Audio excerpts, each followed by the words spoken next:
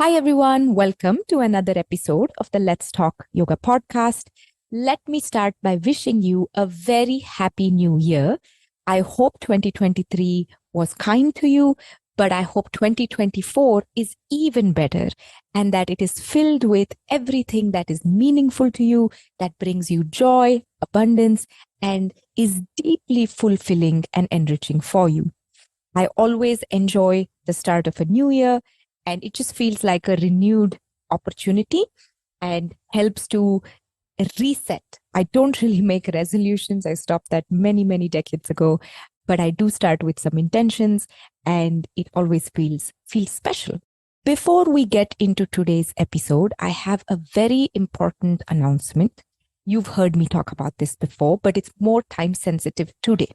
On January 9th, literally 7-8 days from when this is dropping, my annual Pranayama study program, which is built specifically for yoga teachers and long-time yoga students, is starting. This program is completely online. It starts on Jan 9th. It runs for 6 weeks, and there is class every Tuesday from 9 a.m. to 11 a.m. Pacific time.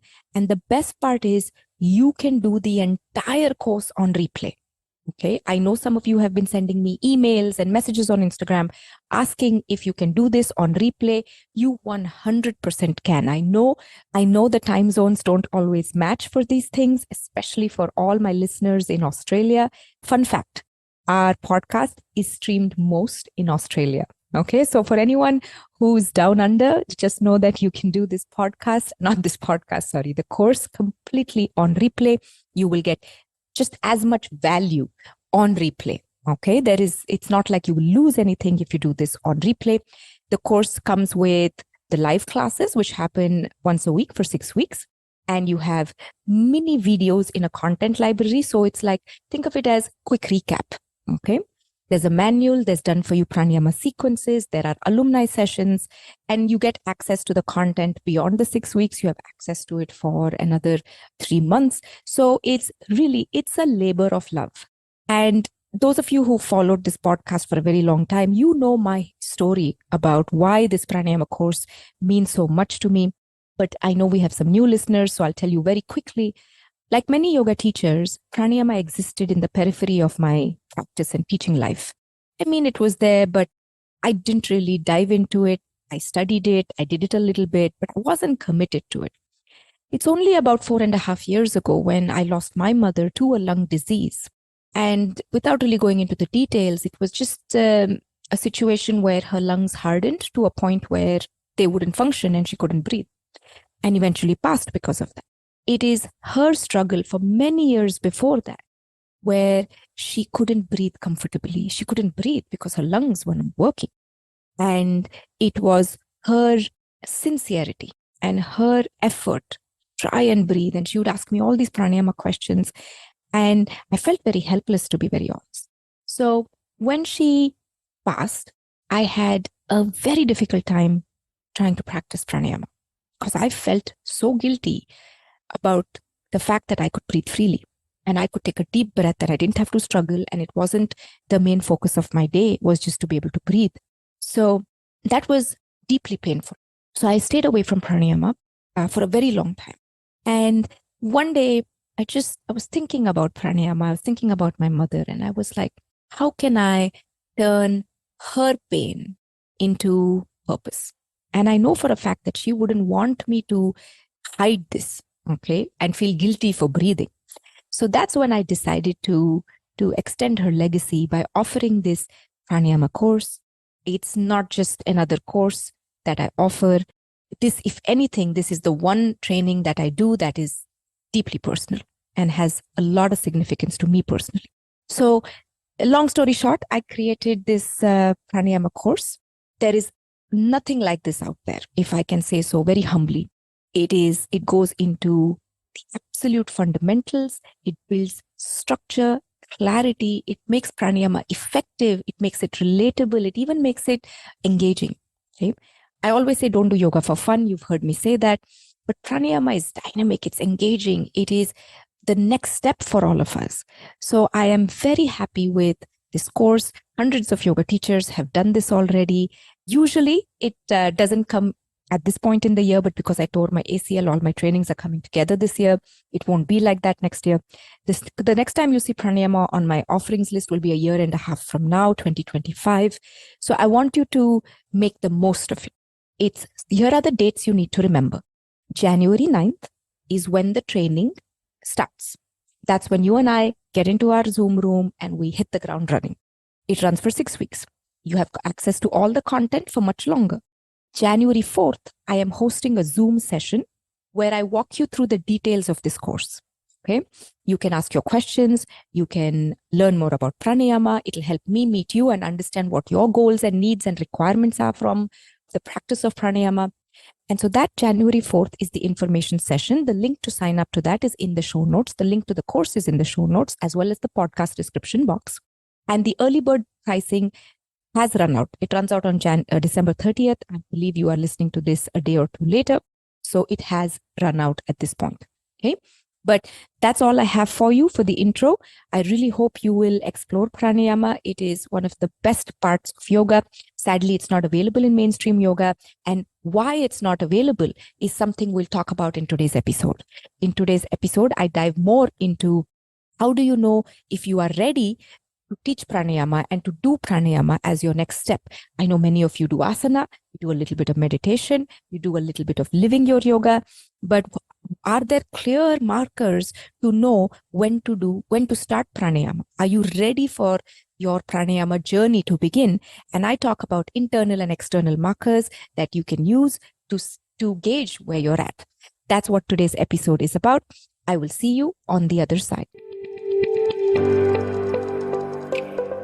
Hi, my name is Arundhati, and you're listening to the Let's Talk Yoga podcast.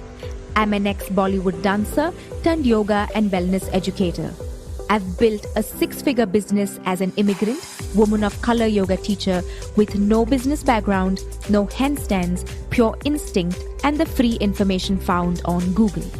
If you love doing yoga and you dream of teaching it someday, this podcast is for you.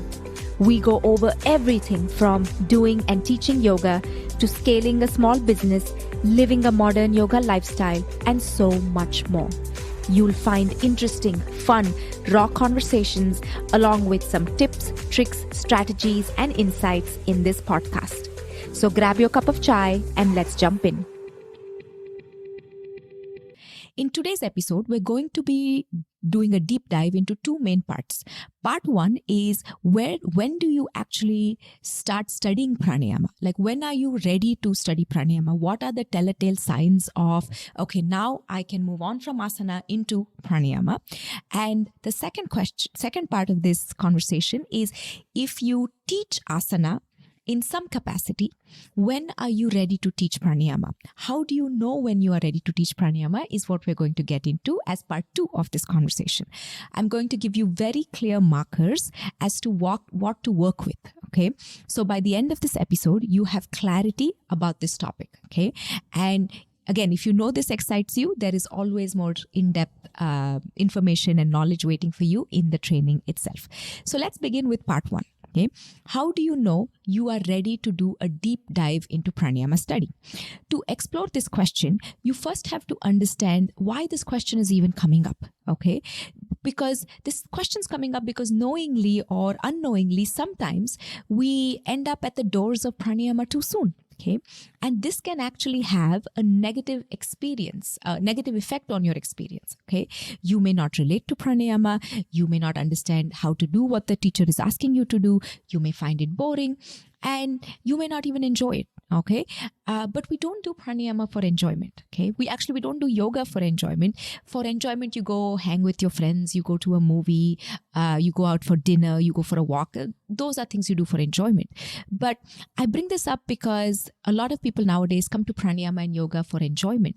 And especially as yoga teachers, we're not coming here for enjoyment. Okay. And while I can do a whole podcast episode just on this, I'm just going to slowly move along and remind you that it's important to prepare yourself for pranayama. Okay. That way, when you explore the practice, you resonate with it deeply and you connect with it right away in experience, okay, it should not feel vague or fluffy. There is nothing imaginary in pranayama. It is an exact science, and it is a precise system that has been handed over by yogis for centuries, okay, with care and caution. So to really prepare for pranayama, there are 5 steps. To really prepare for pranayama, there are 5 steps that you need to keep in mind. Step 1 is understand where pranayama begins. Okay, this is crucial. If you are invested in a long-term steady practice of pranayama, knowing this will be a game changer. Okay, so I'm asking you, where does pranayama begin? In fact, I want you to pause the podcast or the video just for a moment and give this a thought. Okay, where does pranayama begin? Most people think that pranayama begins when you enroll into a pranayama class or a series, or you pick up a pranayama book, okay? But the truth is, pranayama actually begins in asana, okay? Pranayama begins in asana, or in the physical practice of yoga, okay? And while I will be going more in depth in the training as to what this actually means, in a sense, think of it as your body awareness is enhanced through asana. Okay, most people only pay attention to their bodies externally. Not many of us are aware of our bodies internally. Okay, so asana makes you body aware. It converts attention to awareness. Asana also helps to make your respiratory system more able. Okay, in many ways, it conditions your breath. It prepares you for deeper practices of yoga over time. And if you're curious about what type of asana is required for pranayama or to prepare for pranayama, that's something we'll go into in depth in the training itself. Okay, so remember, step 1 is to understand where pranayama begins, and pranayama begins in asana.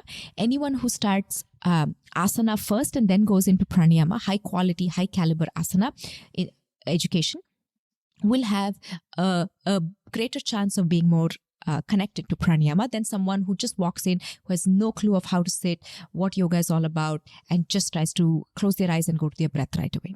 Okay. Step 2 is understand the role of time and the maturation of practice. As a practice, pranayama cannot be understood in a short span. Okay.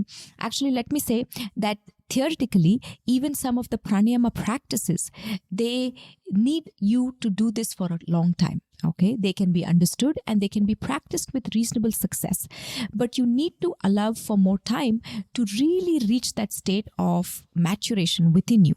So it becomes, you want to get to a stage where pranayama is not just about techniques and counts and stages, but it is, and it goes beyond your inhalations and exhalations. It brings you a quietude. It makes you, in many ways, deeply connected to your inner self. It should make you more reflective and wholesome from within. Okay, pranayama should draw you within, and you can't really will this for it to happen. It is something that you have to do with consistent practice and time, and over time, it has to be organic. Okay, so think of it as time, continuous sadhana, and allowing space for that maturation is key to make this happen. Okay, so step 2 is understand the role of time and maturation of the practice. Now, step 3 is the importance of understanding the role of a guide, a mentor, or a teacher, aka your basic source for pranayama. Okay, I highly, highly recommend that you learn from one teacher or one school for pranayama. Okay, because you cannot go deep into an established system if you keep bouncing around from teacher to teacher, style to style, class to class when it comes to pranayama. In yoga and in pranayama, a teacher is a non-negotiable on this journey. While in modern yoga, we think that pranayama is a one-size-fits-all, in reality, there are many nuances to pranayama. Okay, and experiences can come up for you or your students, and a teacher or a mentor can help guide you and make this journey as deep and smooth as possible, instead of you just trying to course correct and figure this out on your own. Remember that learning yoga from a deeply grounded in yoga wisdom kind of teacher is deeply fulfilling. And I bet you feel that sometimes when you listen to some of the guests or the conversations on this podcast, right? You feel it within you. So think of this as 10x of that. I cannot put into words what it means to be fully present with a gifted teacher who can really change and uplift your yoga. So take time to find that one source and stick to them and learn deeply within that source if it's legit. Okay. So step 3 is to find the guide, a mentor, a teacher, or a reliable source for pranayama. Step 4 is replace your I want more mindset with more refinement instead. Okay. Now, in the popular yoga narrative, we constantly think that we need to learn more yoga, do one more course, do one more training, listen to one more podcast episode. But the truth is, we don't need to learn more all the time. Okay, we need to sit with what we have learned and immerse in living our yoga and understanding it more. Okay, and in different capacities, in different stages of life, this will change. However, practices like asana, pranayama, kriyas, dhyana, etc., they are meant to create, okay, these are practices that are meant to create certain states within you, okay, and they make you engage with the world in a certain way, okay. And when you practice these different techniques, whatever those techniques are, you should be uncovering more ananda within you, more bliss within you. So my sincerest hope is that when you study pranayama, you actually spend more time refining what you have learned. Okay, working through your experience and building your own foundation and understanding, and not necessarily getting caught up in this thing of I need to learn more pranayama techniques for this to be significant in my life. Okay, so again, in the training, I will give you all the tools, the techniques, the support you need, but you have to meet me halfway. Okay, step 5 is, can you find more ananda within you in this practice? Okay, step 5 is, can you find more ananda or bliss within you in this practice? Ananda is bliss, okay? And I would actually extend that to contentment, reverence for all beings, including yourself, inner joy that is not conditional upon anything or anyone, okay? And just a state of bliss for just the state of bliss, okay? And compassion for the sake of being compassionate, being in this state of constant inner reflection where it doesn't feel like it's effort, it doesn't feel like it's forced, it's just how you are, it's your natural way of existing. So pranayama should bring you into a quieter, more reflective state, okay? It should make higher living your default way of living. You are no longer tangled and at the mercy of all your senses and all the pettiness in life, but you are in a little more control of who you are. Okay. And we'll be exploring more of this through the koshas in the training, but those are your 5 steps to see if you are ready to start studying pranayama. You understand where pranayama begins. You understand the role of time and maturation of the practice that is needed. You find a teacher, a mentor, or a guide. Essentially go to the source. And then you replace this I want to learn more techniques attitude with I want to immerse more and refine this more. And lastly is, whatever you've learned so far, is that giving you some contentment? Is that increasing your ananda within you? Okay, so those are your 5 steps to recognize if you are ready for deep pranayama studies. Okay, now let's move on to part 2 of this conversation. Okay, when do you know you are ready to teach pranayama? Okay, are there any signs that you can rely on? And to be honest, this is a really challenging topic to speak on because there are internal markers, there are external markers. And even the sincerest of teachers sometimes do not get access to credible sources. So it's really hard to say if there is a definite set of things you can look for. But here's what I have come up with for you, okay? Firstly, you need to be established in all the 5 things we spoke about as a student, okay? And then you want to check to see if you have a deeply established asana practice. Okay. And not just asana practice, but you incorporate a wider and deeper set of yogic practices. You become more reflective in nature. You're kind and compassionate version of yourself, and it feels natural to you. It doesn't feel forced. And you're constantly connected to your inner nature and being. Then that's part 1. Okay. then you look at, are you ready to lead others in this inner journey, this inner experience, because you have a lot of clarity about the practice and workings of pranayama. You know the technical know-how, and you offer it with a deep sense of service and humility, and you understand how this works on different people's bodies, and you know, very importantly, when it's time to hold back. Okay, because depending on who the student is, you need to know how much to offer and how much to hold back for their safety. Okay, and you can see and recognize the ripeness or the rawness of the student in front of you. Okay, and then you play the long game with pranayama. You teach yoga the way it was meant to be taught, and you pass it on the same way. You have a teacher that you can constantly go back to, be mentored by, you can ask questions to, and where you feel like you are safe in that teacher's presence, and they will genuinely help you grow in your pranayama teaching and practice. Okay, because questions will arise as your experience keeps evolving. And then lastly, you should be okay with not teaching pranayama. And this is an important marker. Okay, because until you feel like you have understood it, you've practiced it, and you really live it in your bones, until then, don't teach it. Okay, and all I want to say is, nowadays we learn to teach. Okay, but you want to learn for the sake of learning. If you are in my Mindful Yoga Teachers Club, you'll hear me say this often: learn for the sake of learning. Enjoy it for the sake of just learning, and not necessarily thinking how and when and what will you teach in future. Okay, so while pranayama is fascinating, okay, and it's really hard for an external person to tell you if you are ready or not.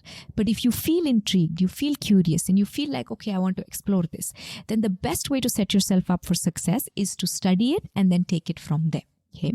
By setting yourself up for success, I mean, make sure you get good quality, high caliber yoga education where everything is structured, nothing is woo-woo. You find a teacher who is invested in you over just beyond the hours of training, someone who is available to you in some form of a mentorship or questions or community. And then you have to create time and space for this type of a learning in your life. Okay. And go all in. Don't do it for, the sake of doing it. Create a pranayama training season in your life. Like this training is 6 weeks. Create 6 weeks. You need 2 hours a week to be in the live classes and maybe 10 minutes of some reading work. But create the space and treat it as an online immersive study program for yourself and make the most of it. We live in a time where this type of knowledge and wisdom is available at our fingertips. But we need to make sure that we are vessels who are ready to take this knowledge. Okay, so make sure you create an environment where you can learn deeply. As always, thank you so much for being here. Everything is linked at letstalk.yoga/listen. The information session for pranayama teacher training is happening on January 4th, and the course begins on January 9th. As always, thank you for being here. Thank you for your support. I will see you next week with a brand new conversation. Take care. Bye-bye.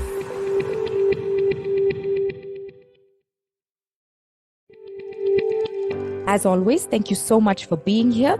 Everything is linked at letstalk.yoga/listen. The information session for pranayama teacher training is happening on January 4th, and the course begins on January 9th. As always, thank you for being here. Thank you for your support. I will see you next week with a brand new conversation. Take care. Bye-bye.